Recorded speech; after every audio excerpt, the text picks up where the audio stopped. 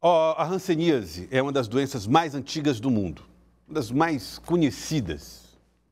Mas ainda hoje, mesmo sendo uma das mais conhecidas, mesmo tendo tratamento para a doença, ainda hoje os pacientes sofrem com o preconceito, com a falta de empatia e informação. O tratamento é longo, mas é eficaz, se não for interrompido. E a repórter Gorete Santos foi às ruas para trazer as dificuldades vividas por essas pessoas e a necessidade de todos nós sabermos acolher e incentivar a busca pelo tratamento. O que é hanseníase? Ele perguntou. Não se preocupe, ela tem cura. Do preconceito não me falou, pois esse é só amargura. A dor é expressa em poesia por Paulo, que só descobriu a hanseníase depois de 3 anos de um diagnóstico errado. Na verdade, em 2015, quando eu morava em Fortaleza, eu trabalhava numa empresa privada e apareceu umas manchas brancas nas minhas costas. Eu fui no médico e ele passou umas loções, trocar sabonete e as manchas sumiram ou amenizaram com o tempo. Mas ele falou que era hanseníase? Não, ele tratou como pano branco. Paulo está se recuperando de uma fratura no fêmur. A queda pode ser efeito da fragilidade deixada pela hanseníase. O diagnóstico errado no início e a forma mais grave da doença provocaram muitas sequelas. Dormência total em uma das mãos, nos pés, paralisia nos nervos. São mais de 3 anos em reabilitação. Paulo já fez cirurgia na mão e no braço esquerdo e vai precisar de outras. Mas as feridas que carrega não são transmissíveis, nem doem no corpo. Eu comecei a ser colocada num outro local de casa que não tem acesso a todo mundo.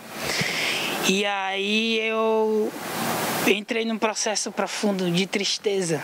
Aqui o preconceito ele não passa da porta para dentro, mas eu conheci muito preconceito do lado de fora. E para uma pessoa que vive sozinha, isso é um impacto muito forte.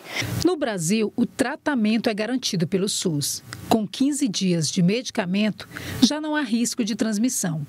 Quando o diagnóstico é precoce, a grande maioria fica curada em até 6 meses. De 2012 a 2021, a taxa de detecção de novos casos caiu 50%. Ainda assim, o país ficou na 2ª posição mundial, perdendo apenas para a Índia. No ano passado, dados preliminares do Boletim Epidemiológico do Ministério da Saúde apontam quase 15 mil novas confirmações, 692 no Piauí.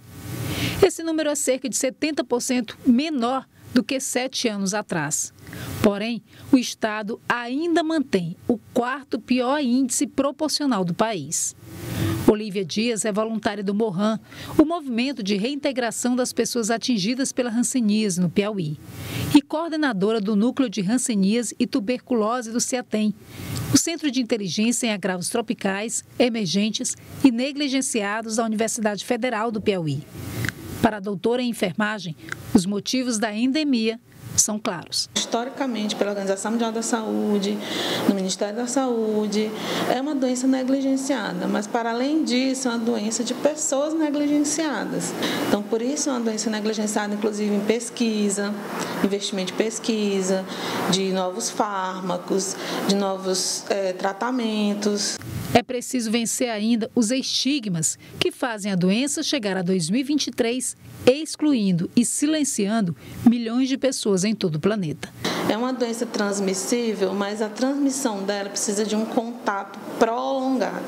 Não é você ter uma fala com uma pessoa com hanseníase de 2 minutos, 5 minutos, uma consulta que você vai transmitir. Você precisa de um contato prolongado. A meta é zerar o número de casos em pelo menos 120 países até 2030 e a necessidade de ação é urgente. A incidência da hanseníase entre menores de 15 anos de idade também é altíssima por aqui.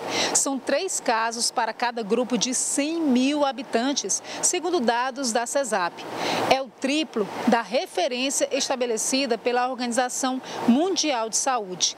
A taxa nessa faixa de idade aponta ainda que há adultos próximos sem diagnóstico e é um importante indicador para medir a força da transmissão e a tendência de crescimento ou de recuo. Uma Uma pesquisa realizada pela Secretaria Estadual da Saúde e o CIATEM revela situações alarmantes. Todos os municípios piauienses com notificações de hanseníase entre 0 e 14 anos de idade apresentam padrões que variam de alto a hiperendêmico, quando a proporção é de mais de 10 casos para cada 100 mil pessoas. A dificuldade de diagnóstico nas unidades básicas de saúde favorece o aumento da gravidade da doença em todas as faixas de idade. Em mais de 20% dos novos diagnósticos, o paciente já apresenta algum grau de incapacidade física. Paula encontrou no Centro Maria Imaculada tudo o que faltava: conhecimento, atenção, respeito, carinho e estímulo.